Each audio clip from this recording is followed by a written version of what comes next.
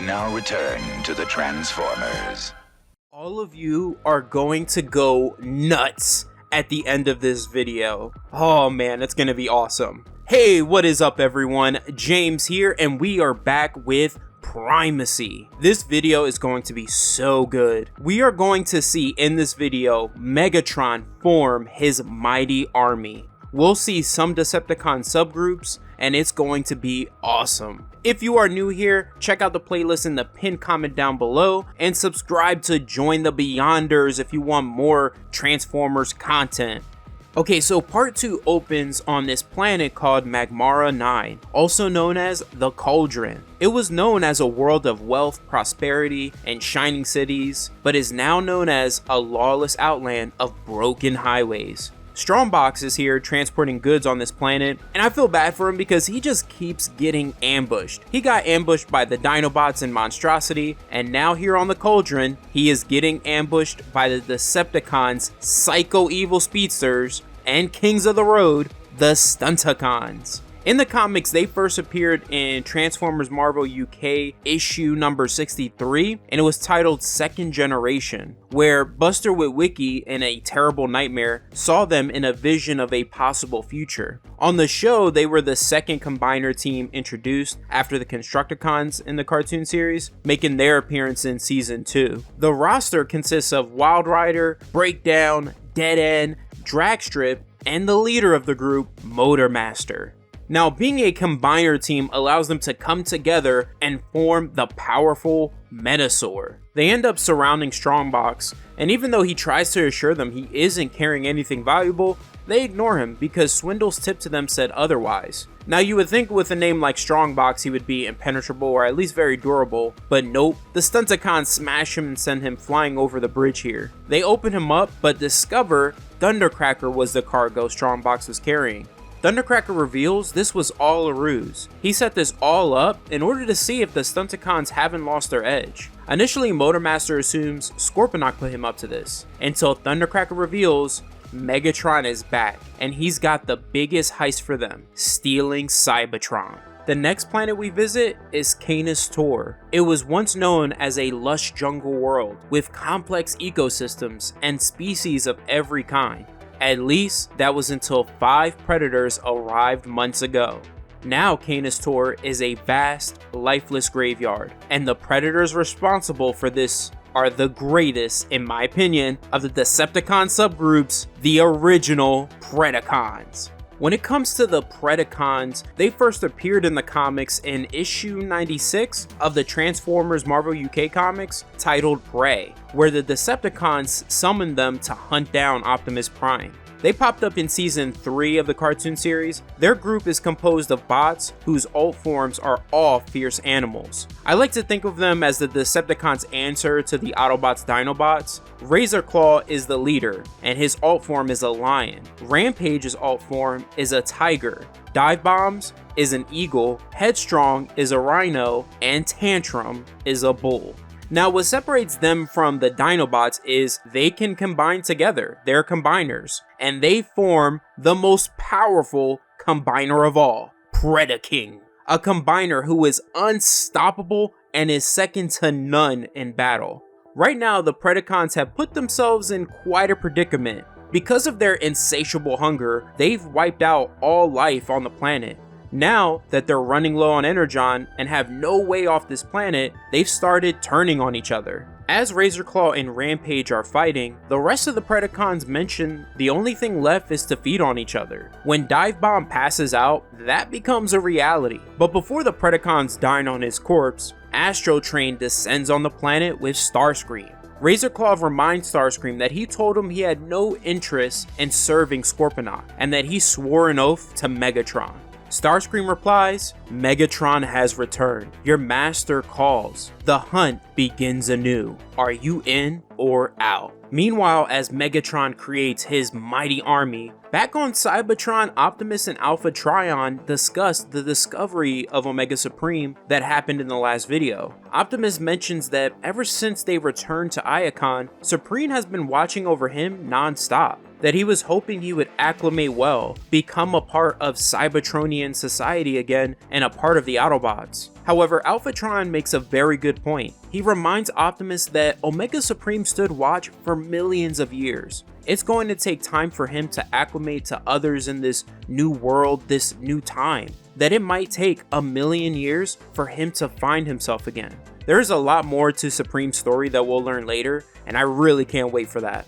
Now, returning to the Decepticons, we go to this planet called the Presidium, a former garrison of Optimus Prime.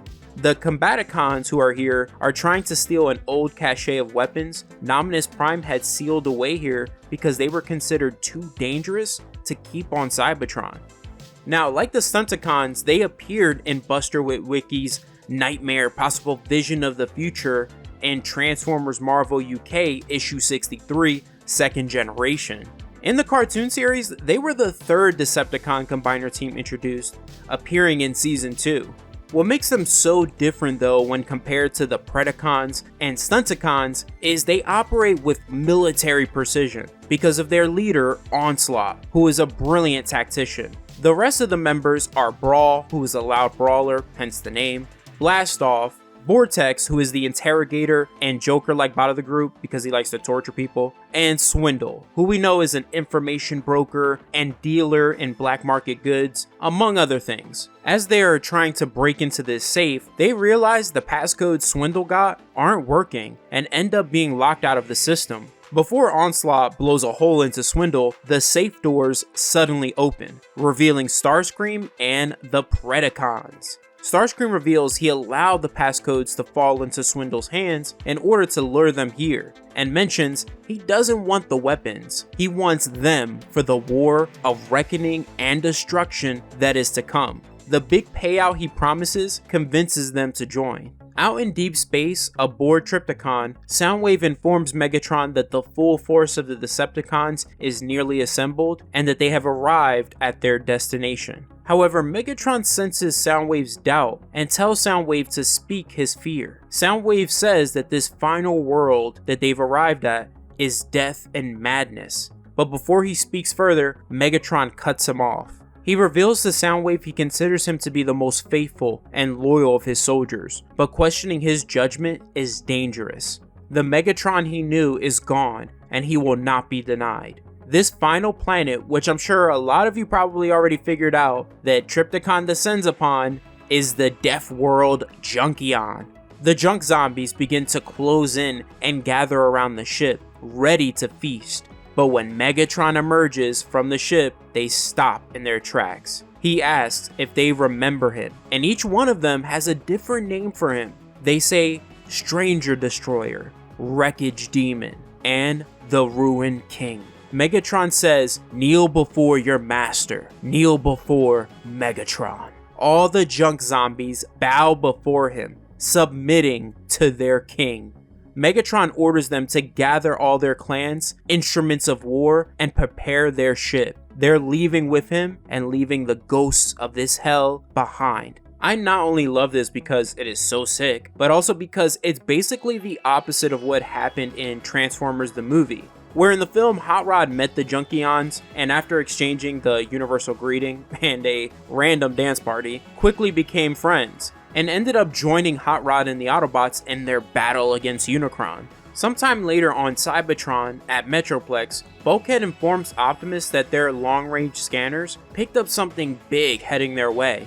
Initially, Optimus thinks it's Cybertronians returning who left during the Great Exodus, but when Bulkhead says this object has a massive energon signature, Optimus quickly deduces it's Trypticon and the Decepticons. Hot Rod suggests shooting it down, but Bulkhead tells him the raining debris would be catastrophic to the planet. While Optimus wonders what Megatron's target is, Grimlock and Hot Rod have already figured it out. They are assured Megatron plans on dropping Trypticon right on top of them. And this is where it gets nuts. At that moment, above the planet, that's exactly what Megatron is doing. He says, "Trypticon, it's time. Give my regards to Metroplex." Trypticon replies, "With pleasure, Lord Megatron."